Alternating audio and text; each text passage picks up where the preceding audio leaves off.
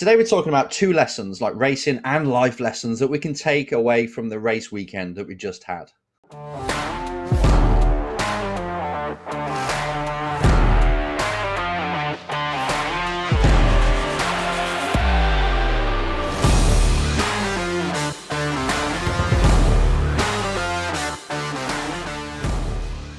Hello, race drivers. It's another edition of the Race Driver Coach Show. This is Enzo, and we're going to talk about the lessons that we can take from what we just saw over the last weekend with F1 and touring cars. These are the two examples that the race weekends I'm going to show you, just to hit home some kind of lessons that will help you improve as a driver, as a person, in life, in the car, outside the car, wherever. You can use what we're going to talk about today. And first off, congratulations to Esteban Ocon. First race win. I'm sure you've read all about it. You see it, you watched it yourself. Now, this is another life lesson I want to tell everybody out there. Esteban was a driver who didn't have much money at all. Well, just to give you a backstory, I used to work for a company called Gravity. Now, Gravity invested in drivers' careers. We went out. I was the scout and I was the sporting director. We went out, and the coach. We went out, looked for drivers, saw which ones could do with investment. And this is cash now. Cash and the training needed to go all the way. And we took Grosjean on, we took Marco Wittmann on, Christian Vittorius, Richie Stanaway, plenty of drivers. Kevin Corges, who's a good friend of mine now. And Esteban Ocon was one of them. Now, this was a kid. He lived in a caravan with his parents, and they were just selling secondhand cars, right? It didn't have enough money to go into motorsport, but they were racing karts and doing all they could. They put all their money, the father did and the mother, into running Esteban in karting. And we spotted him. Gwen, who worked for us, we spotted him and started to pay for his racing, because you could see that he had talent, he had skill.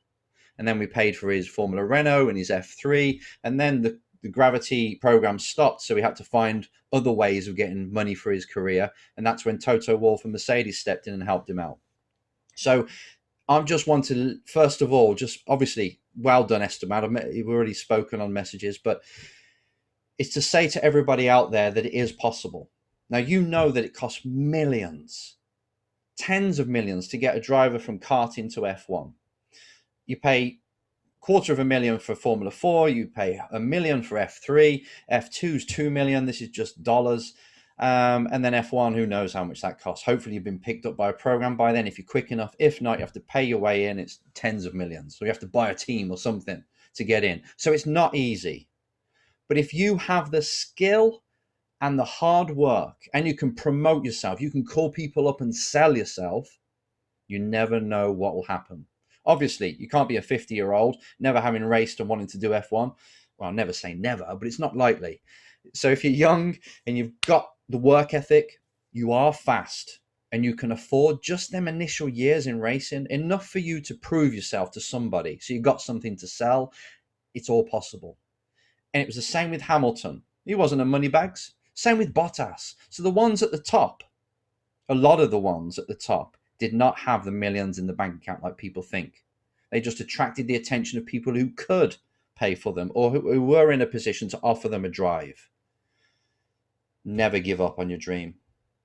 If it's there burning, you've got to spend that burn. You can't just let it fester. So this wasn't actually one of the lessons I wanted to talk about today, but this is number 3. This is the third one. But it's a big one. And it is, no matter what people say. You know, if they just think that you can't do something in life because they can't do it, then you just don't listen. Be true to yourself, give it everything you've got, and if you fail, it would have been a blast while you were going for it. So just keep that in mind. Congratulations, Esteban. Nice story, and I'm hoping it will continue for you. Right. So this weekend, apart from that life lesson and working lesson that I just said, the big one for me is vision.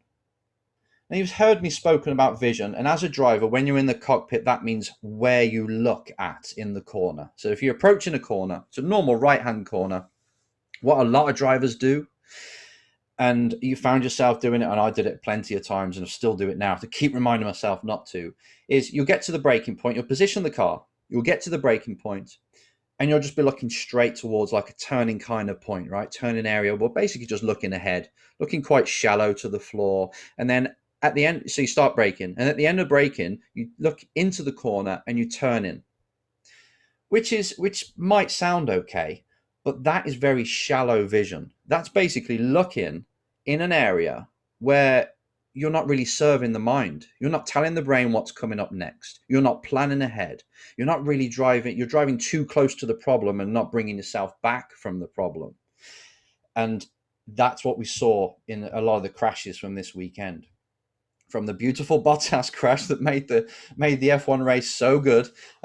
Again, here's a driver, right, that was just looking at the back of the car in front of him. He didn't have a very good picture, an overall picture of what was happening in the corner. People are slowing down. It's wet.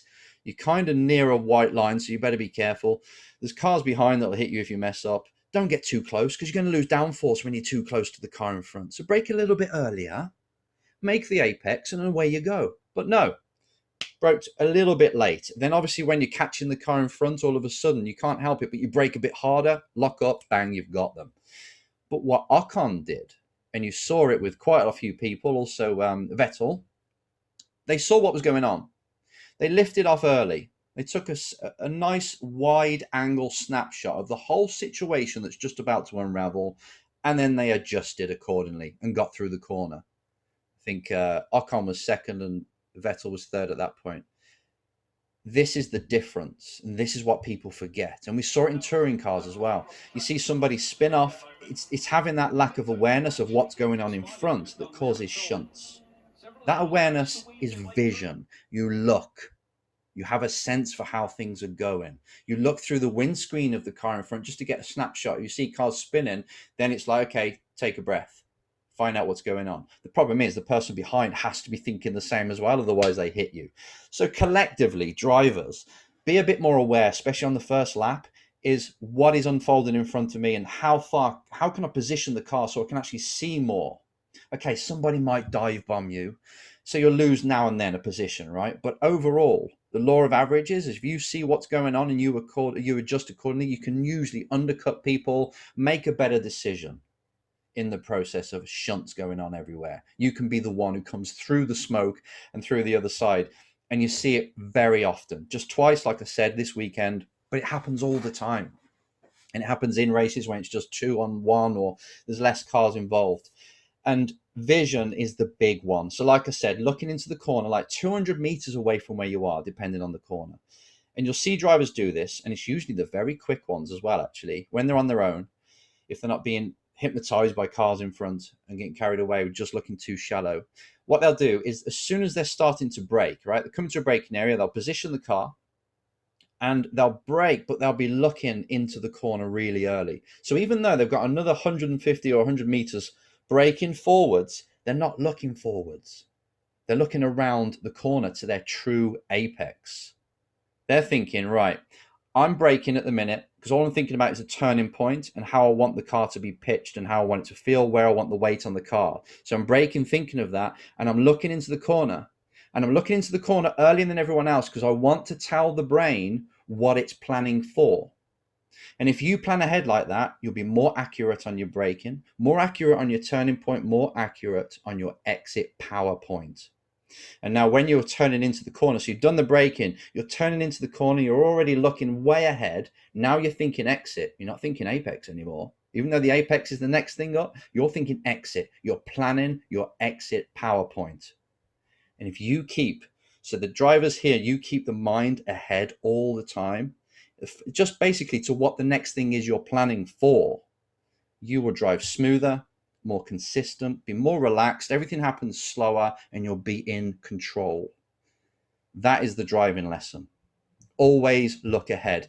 And you figure this out when you're getting stressed. You'll find out that you become shallow. You start to look really shallow, and then your brain has to look at something, communicate back to what that actual incident, what is happening, and then the emotions come. And that's too much in such a short space of time to figure everything out. So if you spread that out and you're looking at the apex way before you're there, you can figure things out quicker. It's less frantic. And you don't want a frantic mind when you're in a car. You want a calm mind when you're performing. And that's the life lesson to take from this as well. as you go into every single day. You have a to-do list, that's fine. Do this, do that. You got not a nice long list you want to tick off. That's the equivalent to looking shallow. But if you take a step back at the start of the day, say, right, at the end of the day, what do I want to have achieved? What's the huge, big step forward, the leap forward that I want to achieve in my career? And what's maybe a small one? And it takes me towards my overall goal. Snapshot of the huge goal. How can I maximize today if I was to say today was a win? And then you come back to the now. So that is like a race driver's metaphorical way of going through life and succeeding, right? They're going through a corner. Think of what you want out of that corner, which is the goal. Look at the specific points, bigger overall picture, and execute. When it comes to your day, same thing. Big goal. What needs to happen that day, which would be great? Execute. Okay, second thing I can take away from this race weekend, which I know can help you in racing and in life, is when it comes to your time to shine, you must deliver. Ocon, again, he's in the lead. It's so easy when you're leading that early on to screw up, to let the pressure get to you, to let this world champion that's trying to get you right now, who's constantly attacking Vettel in the mirrors, to put you off, the pressure to be too much for you to not make the right decisions, thinking, oh my God, this is it. This is the one chance I'm going to get this year because it's just been not handed to me, but this is an opportunity. When the opportunity comes, you take it. So all these drivers that are listening to this now, I want you to take this on as, I'm going to peacock. I'm going to tell people what I'm going to do in my racing. I'm going to tell sponsors what I can deliver for them. It's your job, if you want to be a champion, to be a master at executing. That means when the pressure's on, you can deliver. Another thing you can do in the simulator, right? When you're on pole position, you must deliver. And if you don't, you get to the end of the race and you monitor, what was I thinking? How did I create the pressure? How did I lose my head? And you start to learn about yourself. You spend your life as someone who's trying to succeed. You spend your life getting yourself into a position that will give you a good life, right? The problem is a lot of people do that. They get into that position and they crumble. And they start to blame him or her why it didn't go right. Put it on you. Mr. Ocon got into the lead. He made sure he claimed that lead. And you saw Alonso do it a little bit, right? He tried his best to keep Hamilton behind, driving amazingly in his 40s and can still do it. Wily old fox is really hard to overtake, but he's positioning perfectly. The lesson from that is obviously prepare well. Know before you go into a race which corners you're going to defend on. He made a slight error, which let Hamilton then get past in the end. But in F1 car, when every single meter of braking makes a difference, it's easily done. But yeah, delivery, I want this to be your area of expertise. I know how to get the best out of myself. I know how to perform when the pressure's on. And if you don't, you train it. Because this could be when you go into a sponsor to speak and pitch to them.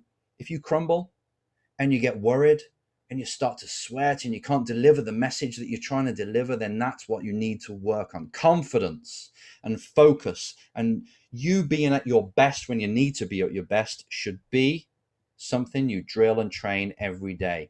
Whether it's a game on the phone, could be a game on the phone that you're playing. Every time it gets tense, you seem to screw up, you get tense, you're not fluid anymore. Brilliant. Play that game more. Start to do breathing exercises as you're doing it. Start to put a smile on your face while you're playing it.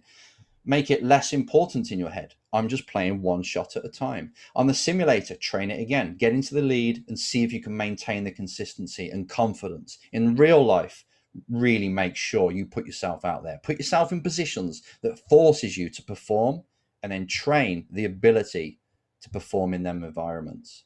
And if you do that, keep your vision up. Keep thinking of the big goal. We're summarizing now. Big goal, bring it down today. How can I win today? What is the main actions I can do today? And also, once I'm in the position, I'm going to deliver. These are the two lessons, apart from the very beginning one I said, that if you take them on and you make sure that you make them your forte, you're going to go far in life, I promise. No matter what you put yourself to, you will go far.